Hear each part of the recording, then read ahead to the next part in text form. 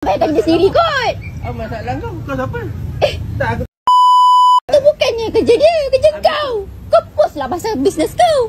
Masalah dia ke? Kau ingat dia sales marketing? Ui, kesian kau. Ya Allah. Bayar gaji pun susah. Kau apa hal ni? Sekarang ni datang buat kecoh tempat tak, sekali kau bayar je gaji dia. Senang. Datang buat apa? Bayar gaji dia. Datang kerja. Bayar gaji dia. Bayar gaji dia. Datang Bayar gaji dia. Bila sebelum ni gimana? Sial lah kau. Kau salah lagi sial. Bagi gaji je lah. Malah cakap apa satu sampai ke 12. Nanti aku transfer. Nanti aku transfer. Tak ada satu sekarang. Kata bagi sekarang. Transfer sekarang. Tak ada duit bukan masalah dia. Habis tu, kau masalah aku.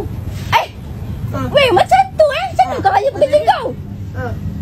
Besar kau ni. Kalau bekerja sendiri nak jaga. Tak ada duit masalah dia. Takkan dia nak bayarkan dia sendiri kot. Masalah kau. Kau siapa? Tak, aku... Damn! Tanya kau siapa? Pergi mampus lah aku siapa. Pergi mampus lah kau. Macam mana orang manusia jangan boleh hidup Kau pun Tak ada common sense Kau tak ada otak. Tak ada common sense kau ke? Habis tu kau nak apa? Mana otak kau nak bayar gaji dia? Kau ingat dia pun balacing kau? Hamba kau? Pergi mampus lah.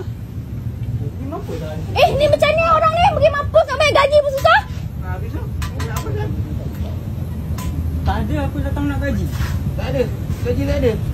Tak ada Umi nak bayar gaji dia tahun ni. Kau nak apa? Tak ada lagi gaji. Umi nak bayar gaji dia tahun ni.